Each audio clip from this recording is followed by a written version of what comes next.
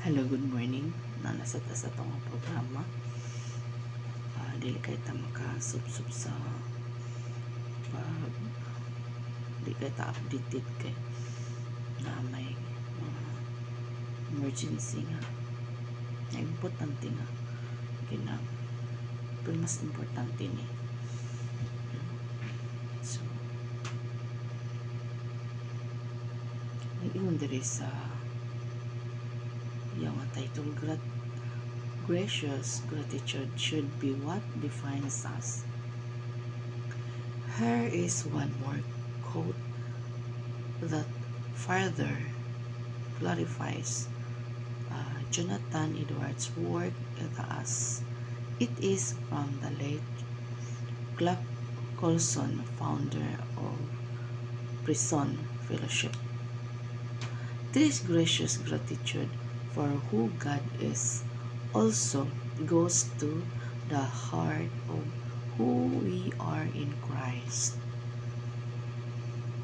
It is relational rather than conditional. Though our world may shatter, we are secure in Him, the fount of our joy, the love of God who made us and saved us, cannot be quenched by any power that exists.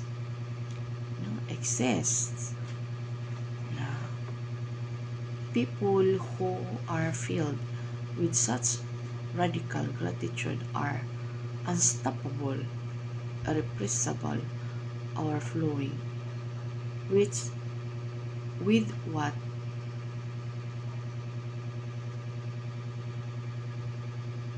the good infection, the supernatural, refreshing love of God that draws others to Him. So atong tan-awon diri sa Romans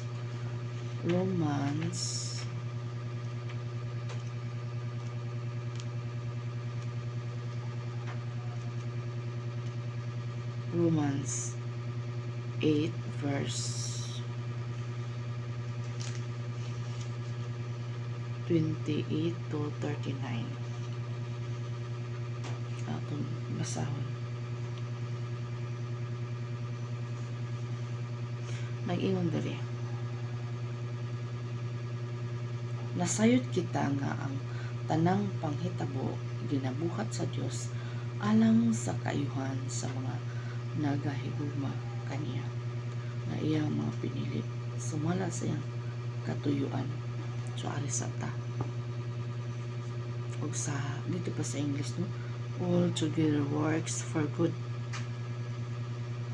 Sige man sa pulong sa Ginoo, nasayod kita nga ang tanang panghitabo tanan di sa ato pa walay namisik, no, ginabuhat sa Dios alang sa kaayuhan sa mga nagahigugma kaniya nga iyang mga pinili sumala sa iyang katuyuan. Halo mga higala, wala ba ka pangutana sa imong kaugalingon ngano nahitabo na sa imong kinabuhi?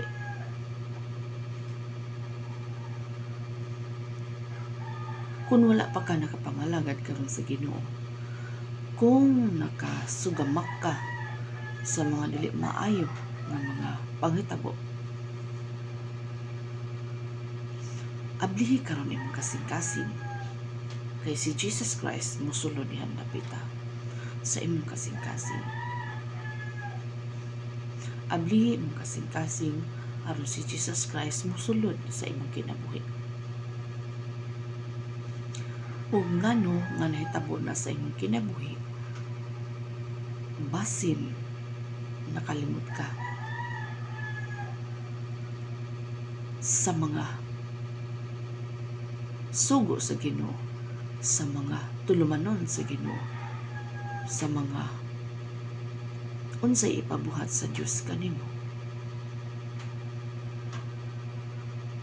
Wala pa ka nakapamalandong ni ini ngano na itabo na sa imong kinabuhi.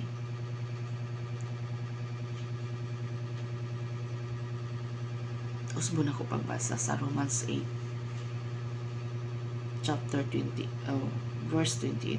Nasayod kita nga ang tanang panghitabo ginabuhat sa Dios alang sa kaayuhan sa mga nagahigugma kaniya, nga iyang mga pinili sumala sa iyang katuyuan. So gituyo na sa Ginoo, gialaw ang kining mga sakit dili man iya sa Dios kung dili iyam na sa yawa, pero gialaw sa Dios dinha kanimo para na ikaw ug ako wala eksimti niini, para nga ikaw ug ako matuliid ang atong dalan nga atong subayan. Mao ang dalan, mao si Jesus Christ. Naingon din ako ang ingon si Jesus Christ, ako ang dalan, ang kamatuoran ug ang kinabuhi.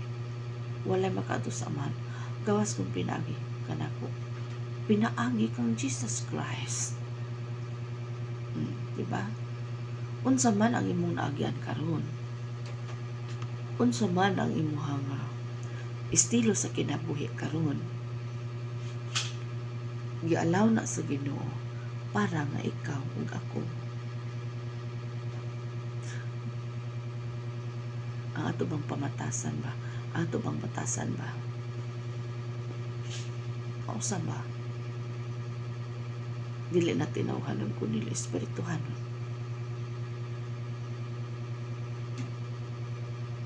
Pamatasan na sa Ginoo. No? Pamatasan na sa Ginoo ang atong i-apply sa atong kinabuhi. Dili na atong kaugalingong kagustuhan. Unsay giingon sa Ginoo, unsay giingon sa pulong sa Dios na ayaw hununga ang panagtigom. Take note ha, ayaw hununga ang panagtigom. Kunya pagpasakop nga masinungtanon. Kunya kumusta ka karon? Nagpasakop ka ba nga masinungtanon sa nagapangulo sa inyong pundok? O ang imo lang kaugalingon mo ay imong gituman? Nakasugpa ka, nakarebelde ka sa Ginoo niya na. No? Nakarebelde ka sa Dios niya na. Ano man? Asa na lagi ka karon? Ganahan lang ka mato sa inyong pundok kung gusto lang nimo. So sa ato pa wala na ka nakatuman sa sugo sa Ginoo. Ayaw hununga ang panagtigom o pagpasakop nga masinungtanon. Di sa ato pa sugot gyud ka. Dabi pa malandong ang imo raman gihapon may matuman, ang imo ram pagbuot may matuman. Pagpasakop gani ang masinungtanon mean nadyo kay pundok ang yapilan. Pero kung wala gid gani ka,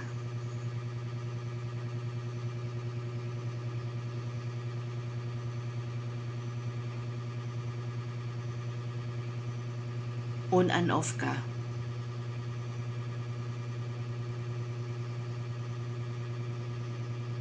gawas lang ko ning lakaw ka.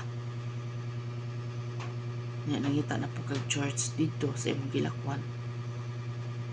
Alang-alang magbalik pa ka sa agi. Nangita na dyan kag church imong ka duulan. Kaya naman ka din napita. Pero kung naara ka diha, naara ka sa iyong balay, ang kana nga relasyon unhealthy, dili na healthy, unhealthy na nga relasyon nato sa Ginoo. Ano no? Parte sa 29. Kay sukad pa kaniadto nasayran na sa Dios kung kinsa ang iyang mahimong mga anak. Ug giplano na niyang daan nga mahisama sila sa iyang anak nga si Jesus aron siya ang mahimong kamagulangan sa daghan nga mga managsuon. Busa ang mga tawo nga gipili na niyang daan iyang gitawag nga mahimong iyang mga anak, ug ang mga tawo nga iyang gitawag iya usab nga gipakamatarong, ug ang iyang gipakamatarong iya usab nga gipasidunggan. So gipakamatarong sa Dios imbis kita dili angay munang naagi mga paglatos, no? Naay mga pag-agulo, kaya usahay masupak manggid kita. Naagid na batasan sa tao masupak kita, so aduna gyud consequence na mahitabo. Bawdahon diya sa Ginoo, pangayog pasayo sa Dios. Kung ikaw nakasupak ka, kay ang Ginoo anda mo pasaylo kanimo. Mintas nagpitik pang atong pulso nga ato gitarungan ang atong relasyon nato sa Ginoo. Kay kung patay na, wala na bayana. Mitras buhi pa, ato gitarungan atong relasyon sa Dios. Kinahanglan nga sa atong kinabuhi may mo sa tamblis sa atong pamilya. Kumusta ka? Higala. Nahimo ba kang bliss sa imong pamilya? Wala ba ka nahimong salot sa imong pamilya? Ikaw giun nagpili sa Dios sa sulod sa imong pamilya aron makita si Kristo sa imong kinabuhi para ang imuhang mga naa sa sud sa panimalay na bisag dili na lang nimo sultihan tungod kay makita si Kristo sa imong kinabuhi. Ayan, pwede rin dili na ka mosulti, ang imo na lang lihok mo imo pasultihon. Ana sa no, na imo na lang lihok mo imo pasultihon.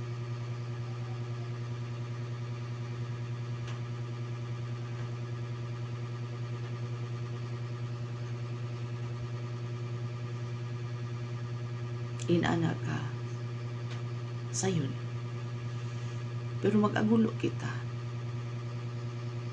kay kung wala ang Ginoo sa itong kinabuhi mag-istar.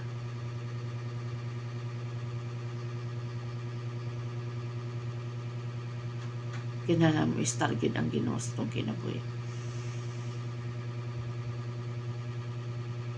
kay kanang nasa imong palibot makita ang imong kinabuhi manangalagad ka sa Ginoo. Ayan, musunod na lang na nimo. Uy, asaman ka ba? Mukuyog na lang sa kunin mo manimba. Mga no? So, glory to God.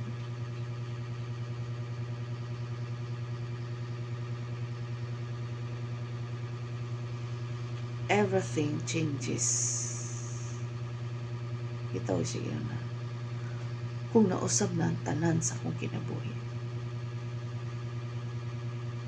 Akto pagkasulti, if I change, everything changes. No? Kinahanglan sa atong kinabuhi, makita si Kristo. Dili kay ang tinawhanon. Dili kay ang yutanon.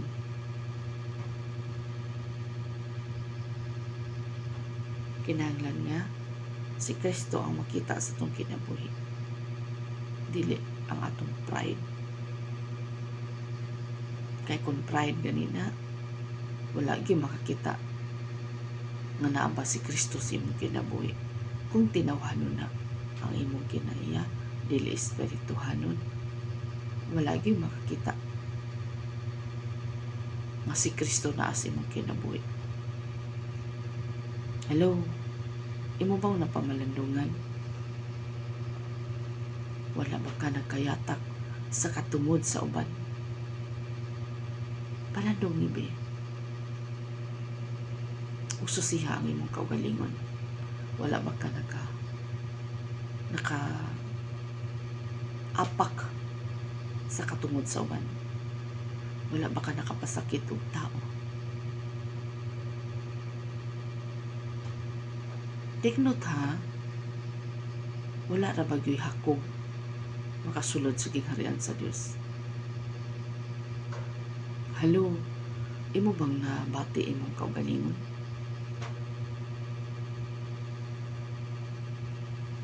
Ano bang akop-akopon nga? Muna akong dili makontento. No? Bidaw pamatia imong kaugalingon. Susiha o pamalandungi ang puno sa Dios.